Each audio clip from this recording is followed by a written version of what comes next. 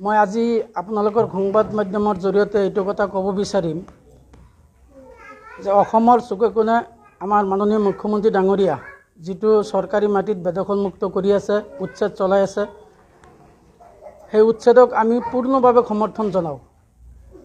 সেই উচ্ছেদৰ সুযোগ লৈ আমাৰ এই কাকতি গাঁৱৰ ওচৰতে থকা গুইমাৰীৰ সমীপতে ডাবুলু গাঁৱত আমাৰ যিখিনি মানুহ সংখ্যালঘু মানুহ বহি আছে, প্ৰায় 90% মানুহৰ ম্যাদী পাট্টাৰ কাগজ আছে, পাট্টাৰ মাটিত বসবাস কৰি আছে।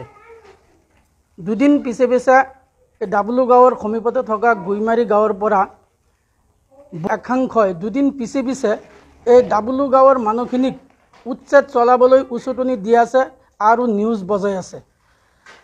মই এই সংবাদ মাধ্যমৰ জৰিয়তে এইটো কথা ক'ব বিচাৰিম যে সেই ডাবুলু গাঁৱত যিমানখিনি মানুহ আমাৰ সংখ্যালঘু মানুহ বসবাস কৰি আছে, সেই মানুহখিনি প্ৰকৃত ভাৰতীয় হয় আৰু সেই মানুহখিনিক আমাৰ গুইমাৰীৰ পৰা আৰম্ভ কৰি পূব গুইমাৰীৰ কিছুমান মানুহে চৰকাৰী মাটি সিহঁতৰ তাত বিক্ৰী কৰিছে আৰু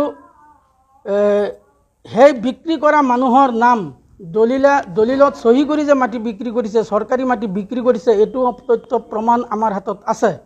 কিন্তু দুদিন পিছে পিছে সেই মানুহখিনিক যে বাৰে বাৰে নিউজত কৈ আছে যে 2012 চনত এই ডাবুলু গাঁৱত চৰকাৰে এভেকশ্যন কৰিছিলে আৰু তাত অমৃত সৰোবৰ আঁচনিৰ জৰিয়তে কিছুমান ফিচাৰীৰ ব্যৱস্থা কৰি দিছে। সেই ফিচাৰীৰ পাৰে পাৰে 2-4-5 ঘৰ মানুহ বসবাস কৰি আছে আৰু সেই মানুহখিনি যে তাত বসবাস কৰি আছে, আমাৰ চাৰ্কুলৰ বাইদেউ সেই বিষয়ে জানে, অৱগত।